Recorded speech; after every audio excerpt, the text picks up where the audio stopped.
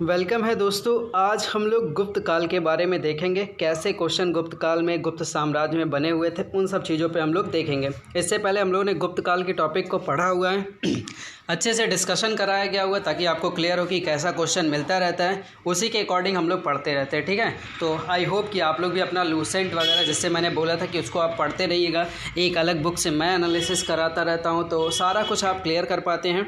आइए चेक करते हैं कितने क्वेश्चन हमें मिले और कैसे कैसे क्वेश्चन एग्जाम्स में बनते रहते हैं। ठीक है, इसमें क्या रहेगा, ऑनलाइन क्वेश्चन भी है, ऑफलाइन भी क्वेश्चन है, वन लाइनर भी है, ऑब्जेक्टिव भी है। ठीक है, तो बड़ा मज़ा आएगा। ठीक है, चलिए पहला जो क्वेश्चन है, देखिए, न्याय सूत्र किसने लिखी है? तो गौतम ने लिखी है। ये लाइन हमें कहीं नहीं मिली पढ़ने में। ठीक है, फिलहाल याद रखिए गौतम ने। ठीक है, नालंदा महाविहार का निर्माण शुरू करवाया था, तो किसने करवाया था? कुमारगुप्त ने। ये लाइन हम लोगों ने पढ़ी हुई थी, ये हमें मिला भी था। फिर देखिए, घटोत्कच जिसने 290-305 ईस्वी में राज्य किया था, ठीक है, किस साम्राज्य का था? तो ये आपको पता है, गुप्त साम्राज्य का था। हम लोगों ने इससे पहले टॉपिक में चर्चा किया हुआ है। फिर देखिए, प्रथम हूण आक्रमण कब हुआ था? मोस्ट इम्पॉर्टेंट है, शायद चर्चा हुआ हो, क्लियर नहीं है कि मिला था कि नहीं, मिला नहीं था शायद। ठीक है, इसका आंसर क्या है, याद रखिए, 458 ईस्वी में लगभग। ठीक है, और क्वेश्चनों को देखते हैं। आइए, ये क्वेश्चंस ऐसे हैं जो आपको ऑनलाइन क्वेश्चन मिले हुए हैं कभी पेपर में। ठीक है, अभी 17-18 में ही। फिर देखिए, भारत के इतिहास में किसके शासनकाल को भारत का स्वर्णिम युग कहा गया? मैंने बोला था ना, ये क्वेश्चन आता है। तो ये देखिए, गुप्त साम्राज्य को क्या बोला गया है? स्वर्णिम युग बोला गया है। ठीक है, आगे देखिए, प्रारंभिक 8वीं सदी के दौरान, इस वाले पे हम लोग, ठीक है, 8वीं सदी के दौरान भारत के एक दार्शनिक और धर्मशास्त्री थे जिन्होंने अद्वैत वेदांत के सिद्धांत को संकेतित किया था। ठीक है, ये देखिए, याद क्या रखना है, अद्वैत विद्वान। ठीक है, अद्वैत वेदांत ने, वेदांत का सिद्धांत किसने दिया था? तो याद रखिए, आदि शंकराचार्य। ठीक है, आदि शंकर। आइए और नेक्स्ट क्वेश्चन को देखते हैं। नेक्स्ट क्वेश्चन भी आपने इससे बोला गया था कि काफ़ी इंपॉर्टेंट है। एलोरा की गुफाएं पूछा ना, ऐसे ही पूछा जाता है, वो आपको पता है, महाराष्ट्र औरंगाबाद में। ठीक है, ये क्वेश्चन मैंने बोला था कि आप ज़रूर पढ़िएगा। फिर देखिए, नेक्स्ट क्वेश्चन भी उसी से रिलेटेड है, ये भी मैंने बोला था, अच्छे से पढ़िएगा। कौन सी गुफाएं बौद्ध धर्म, हिंदू धर्म, जैन धर्म की धार्मिक कला की सांस्कृतिक मिश्रण है? आपको पता है, एलोरा की गुफाएं, बोला था ना, ये भी काफ़ी इंपॉर्टेंट है। आइए फिर देखिए, गुप्त वंश के किस शासक ने सबसे पहले महाराजाधिराज जैसी बड़ी उपाधि? तो चंद्रगुप्त। आपसे बोला गया था कि चंद्रगुप्त काफ़ी फेमस था इस वक्त के कार्यकाल में, जो चंद्रगुप्त थे। ठीक है, तो आप ये क्लियर रखिए कि इसी ने क्या किया था, महाराजा अधिराज की उपाधि ली थी। ठीक है, चंद्रगुप्त ने। आगे देखते हैं, गुप्त चित्रों का सर्वश्रेष्ठ नमूना किस जगह पर है? आपको पता है, अजंता की गुफा। ठीक है, अजंता की गुफाओं में बोला गया था, ये टॉपिक हम लोगों ने जब डिस्कस किया था तो वहाँ मिला हुआ था कि गुप्त चित्रों का सर्वश्रेष्ठ नमूना अजंता में। ठीक है, नेक्स्ट देखिएगा, ये भी क्वेश्चन मैंने बोला था, इसको भी आप ध्यान रखिएगा। देखिएगा, समुद्रगुप्त के दरबारी कवि कौन थे? तो हरिशेठ। ठीक है, हरिशेठ के बारे में आपसे बोला था कि ये समुद्रगुप्त से, ठीक है, समुद्रगुप्त से ये संबंधित हैं, हरिशेठ। ठीक है, नेक्स्ट देखिए, प्रसिद्ध जंग प्रतिरोधी लौह स्तंभ कहाँ पर स्थित है? ये देखिए, एक नया क्वेश्चन, याद रखिए इस क्वेश्चन को। प्रसिद्ध जंग प्रतिरोधी लौह स्तंभ कहाँ पर स्थित है? वो है दिल्ली में। ठीक है, फिर देखिए, नेक्स्ट क्वेश्चन में आते हैं। नेक्स्ट देखिए, आपसे कुछ ऐसा पूछा था, इनमें से, देखिए इस क्वेश्चन को बड़ा अच्छे से बनाया गया, निम्नलिखित में से क्या अजंता गुफाओं के संबंध में सही नहीं है? ये देखिए कितना अच्छा क्वेश्चन है। इसमें बोला क्या गया है कि उनमें फूल पत्तियों के चित्रण नहीं है। यही ऑप्शन क्या है? यही गलत है। तो आइए इस क्वेश्चन पे अच्छे से चर्चा करते हैं। ठीक है, क्योंकि ये क्वेश्चन आपको काफ़ी डिटेलिंग देके जाएगा। तो अजंता की गुफाओं के संबंध में सही नहीं है, तो जो सही है पहले उस पर देखिए।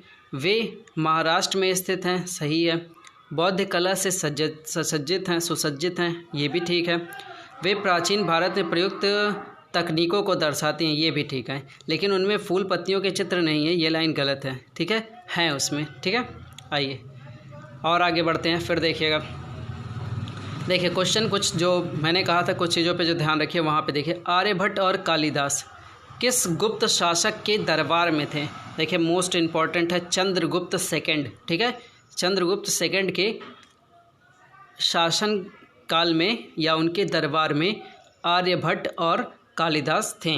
ठीक है, पूछा जाता है। मेघदूत मैंने बोला था, याद रखिए कालिदास। ठीक है, इस वाली लाइन को भी बोला था, काफ़ी अच्छे से पढ़िएगा। आइए चेक करते हैं पूरी लाइन को, फिर से वापस दोहरा लेंगे हम लोग। ठीक है, इलाहाबाद स्तंभ शिलालेख, भानुगुप्त का एरड़ शिलालेख, पुलकेशिन द्वितीय का ऐहोल स्थित शिलालेख तथा स्कंदगुप्त का भीतरी शिलालेख में किस अभिलेख शिलालेख में सती प्रथा का प्राचीनतम संदर्भ मिलता है? ये आपने पढ़ा था जब मैंने बोला था कि भाई सती प्रथा वाला कुछ प्रोसेस था, इसीलिए देखिए मैं पूरी डिटेलिंग आपको देने की कोशिश करता हूँ। बस वीडियो थोड़ी लंबी हो जाती है, नहीं तो जो टॉपिक मैं कवर करा रहा हूँ या जो पढ़ा रहा हूँ या उस जिस बुक से मैं बता रहा हूँ काफ़ी इंपॉर्टेंट है। उसमें सामाजिक, आर्थिक, राजनीतिक, सांस्कृतिक सारे जीवन के पहलुओं पर ध्यान दिया गया। तो देखिए इसमें कहा कि सती प्रथा का प्राचीनतम संदर्भ भानुगुप्त का एरड़ अभिलेख, एरड़ शिलालेख बताता है। ठीक है, आइए अब चलते हैं कुछ ऑनलाइन ऑफलाइन क्वेश्चनों पे। देखिएगा क्वेश्चंस को देखते चलिएगा। लिखा है महरौली में जंग रहित लोह स्तंभ किसने स्थापित किया था? तो गुप्त ने किया था। गुप्त वंश के ही काल में महरौली, मैंने बोला था शब्द इंपॉर्टेंट है तो वो गुप्त काल से संबंधित है। ठीक, आइए नेक्स्ट क्वेश्चन पे चलते हैं। कुछ लाइनें देख लेते हैं, कुछ अगर फैक्ट हमें मिल रहा है पढ़ने को तो देखते हैं। देखिए महरौली का लोह स्तंभ गुप्त शासक चंद्रगुप्त द्वितीय ने बनवाया था। ठीक है, किसने बनवाया था? चंद्रगुप्त द्वितीय ने बनवाया था। दक्षिण दिल्ली में महरौली स्थित लोह स्तंभ में चंद्र नामक शासक के विजयों का उल्लेख है। यह स्तंभ गुप्तकालीन धातु विज्ञान के सम्मानित होने का ज्वलंत प्रमाण है। याद रखिएगा महरौली लोह स्तंभ गुप्त शासक चंद्रगुप्त द्वितीय ने बनवाया था। आइए नेक्स्ट पे चलते हैं। फिर देखिए क्वेश्चन आपसे पूछा गया, गुप्त, ठीक है, राजा जिसने विक्रमादित्य की पदवी ग्रहण की थी। आपको बताया गया था चंद्रगुप्त सेकंड ने विक्रमादित्य की पदवी ग्रहण की थी। ठीक है, आइए कुछ लाइनें, ठीक, आगे बढ़ते हैं। चंद्रगुप्त द्वितीय और किस नाम से फेमस था? देखिए चंद्रगुप्त द्वितीय और किस नाम से फेमस था? आपको बताया गया था विक्रमादित्य के नाम से जाना जाता था। सेम क्वेश्चन है। फिर देखिए गुप्त काल की चांदी के सिक्कों को कहते थे। ये देखिए थोड़ा सा ये क्वेश्चन आपको नहीं बताया गया, इस क्वेश्चन को हम लोग यहाँ पे सीख लेते हैं, समझ लेते हैं। ठीक है, गुप्त काल के चांदी के सिक्कों को कहते थे, क्या कहते थे? रुपयक कहते थे। ठीक है, क्या कहते थे? रुपयक। आइए कुछ डिटेलिंग अगर मिल जाए तो डिटेलिंग ले लेते हैं।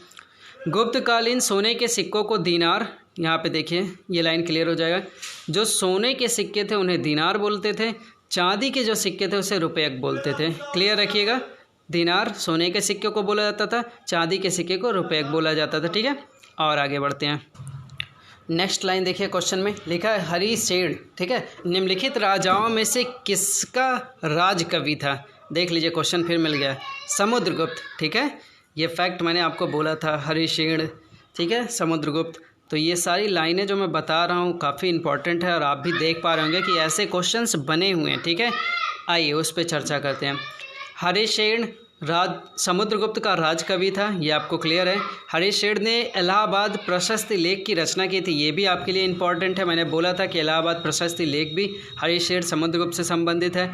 समुद्रगुप्त को भारत का नेपोलियन बोला जाता है, इस फैक्ट पे भी हम लोगों ने चर्चा किया था। समुद्रगुप्त ने अश्वमेघकर्ता की उपाधि धारण की थी तथा इसे कविराज भी बोला जाता था। तो ये पूरे फैक्ट भैया काफ़ी इंपॉर्टेंट है, ये पूरी लाइनों से क्वेश्चन आज तक के पेपर में बन चुके हैं। ठीक है, पूरी लाइनों से। आइए आगे बढ़ते हैं। लिच्छवी दौहित्र, ठीक है, किसे कहते थे? दौहित्र किसे कहते थे? लिच्छवी किसे कहते थे? तो देखिए किसको कहते थे। आइए लेते हैं फैक्ट, इसका आंसर थोड़ा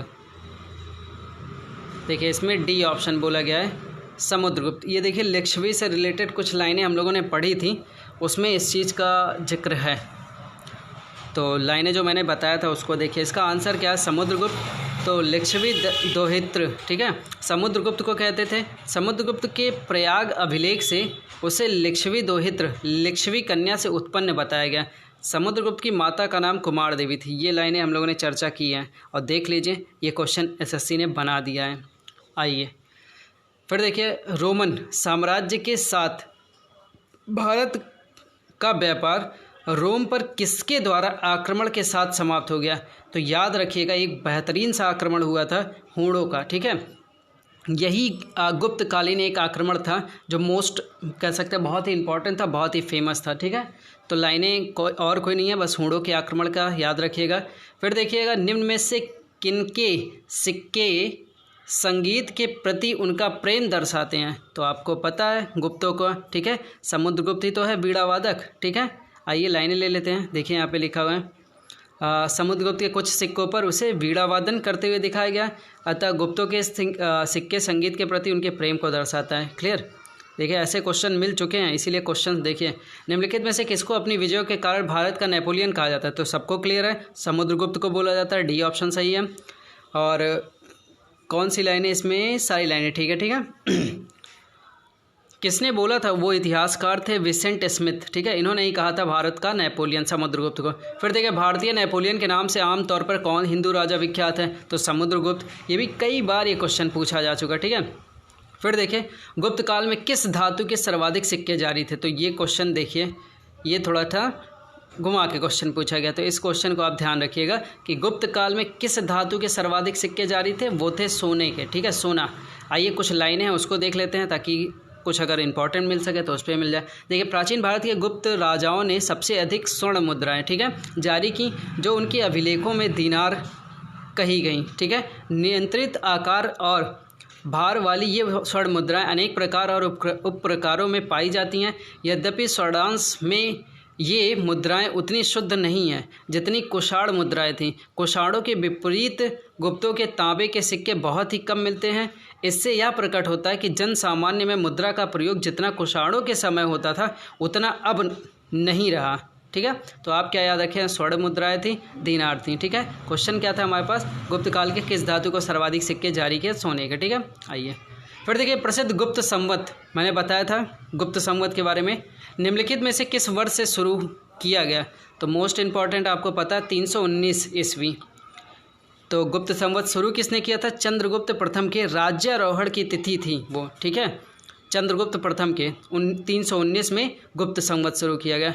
फिर देखिए, इलाहाबाद स्तंभ के शिलालेखों की किसकी उपलब्धियां वर्णित है? सबको पता है समुद्रगुप्त का। मैंने ये लाइन पढ़ी हुई, हम लोगों ने काफ़ी चर्चा की। आइए कुछ चीज़ें देख लेते हैं इसमें। इलाहाबाद स्तंभ के शिलालेख समुद्रगुप्त से उपलब्धियों से संबंधित है। इसकी रचना समुद्रगुप्त के संधि विग्रहिक हरिशेर ने की थी, हरिशेर ने ही की थी। ठीक है, इस स्तंभ लेख की प्रारंभिक पंक्तियां पद्यात्मक तथा बाद की गद्यात्मक है। यह संस्कृत की चंपू शैली का सुंदर उदाहरण है। याद रखिए किस शैली का उदाहरण है? चंपू शैली का, इलाहाबाद का स्तंभ लेख। ठीक है, और आगे देखते हैं 14 नंबर क्वेश्चन। इलाहाबाद स्तंभ शिलालेख किसने बनवाया? सबको पता है हरिशेर ने बनवाया था। याद रखिए हरिशेर ने बनवाया था, संबंधित समुद्रगुप्त से। ठीक है, फिर देखिए फाहियान आ गया ना क्वेश्चन। फाहियान किसके शासनकाल के दौरान भारत आया था? तो देख लीजिए इस क्वेश्चन का आंसर, किसके शासनकाल के दौरान आया था? वो आया था चंद्रगुप्त द्वितीय के काल में। इस क्वेश्चन पर भी हम लोगों ने चर्चा किया था। ठीक है, चंद्रगुप्त द्वितीय के काल में आया था। पंचतंत्र किसकी कथाओं का है? तो आपको पता है विष्णु शर्मा। ठीक है, मेघदूत का लेखक कौन है? फिर आपको क्लियर है, कालिदास।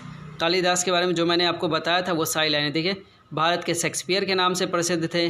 कालिदास गुप्तकालीन विभूतियाँ थे, ये भी क्लियर है। इनकी कृतियाँ मैंने बोला था, विज्ञान शकुंतलम याद रखिएगा, मालविकान मित्रम याद रखिएगा, मेघदूत याद रखिएगा। ये तीन मैंने आपको बोला था और तीनों क्वेश्चन बन चुके हैं। ठीक है, और आगे बढ़ते हैं। निम्नलिखित में से वह व्यक्ति कौन है जो चिकित्सक नहीं है? तो आपको सब क्लियर है, खाली चावक नहीं है। ठीक है, चार वाक। ठीक है, चार वाक जो यहाँ पे लिखा हुआ है, सुश्रुत भी है, चरक भी है, धन्वंतरी भी है। प्राचीन भारत के आयुर्वेदों के प्रमुख ज्ञाता और चिकित्सक थे।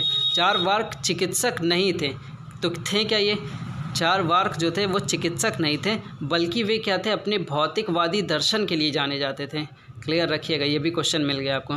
फिर देखिए, प्राचीन भारत के विख्यात चिकित्सक धन्वंतरी ने अपना परामर्श किसके दरबार में दिया? ये आपको पता है किसके शासनकाल में थे? वो चंद्रगुप्त द्वितीय के काल में। दो ही बंदे फेमस थे, चंद्रगुप्त द्वितीय और एक बंदा फेमस था समुद्रगुप्त। बस इनका अगर नाम आपको याद है तो कभी गलती नहीं होगी। और आगे बढ़ते हैं। देखिए, वराहमिहिर थे, तो डी ऑप्शन लिखा है। एक प्राचीन खगोलविद एस्ट्रोनॉमर थे। ठीक है, याद रखिए वराहमिहिर क्या थे? यहाँ पे देखिए इनके बारे में कुछ लाइनें, उन लाइनों को देख लेते हैं। देखिए, वराहमिहिर गुप्त काल के प्रसिद्ध खगोल शास्त्री थे। इनके प्रसिद्ध ग्रंथ थे बृहत संहिता और पंच सिद्धांतिका। वृत्त संहिता में नक्षत्र विद्या, वनस्पति शास्त्र, प्रकृति, इतिहास और भौतिक भूगोल जैसे विषयों का वर्णन है। वृत्त जातक या लघु जातक की विरचना, आप क्या याद रखेंगे, वराहमिहिर किससे संबंधित है, एक प्राचीन खगोलविद थे, गुप्त काल से संबंधित है। ठीक है, फिर देखिए किसके शासनकाल के दौरान अजंता की गुफाएं निर्मित की गई, आ गया क्वेश्चन, क्लियर है ना, गुप्तों के काल में। ठीक है, कुछ लाइनें देख लेते हैं ताकि आपको ये क्लियर हो, इसके बारे में हम लोगों ने चर्चा किया हुआ था। ठीक, अजंता की गुफाओं का निर्माण कार्य 2री शताब्दी पूर्व प्रारंभ हुआ था और लगभग 7वीं सदी तक बन चुका था। ठीक है, तक चला। अजंता की 16वीं 17वीं गुफा जो थी वो किससे, गुप्त काल से संबंधित थी। 9वीं 10वीं गुफा के चित्र प्रथम शताब्दी में किए गए, पहली दूसरी छोड़ दीजिए, खाली आपको याद रखिए अजंता की गुफा चित्र बौद्ध धर्म से संबंधित हैं। ठीक है, तो आपको याद रखना 17 16 क्या था, गुप्त काल से संबंधित था। ठीक है, तो ठीक है दोस्तों, यहीं पे हम लोग आज गुप्त काल की टॉपिक कंप्लीट हुई।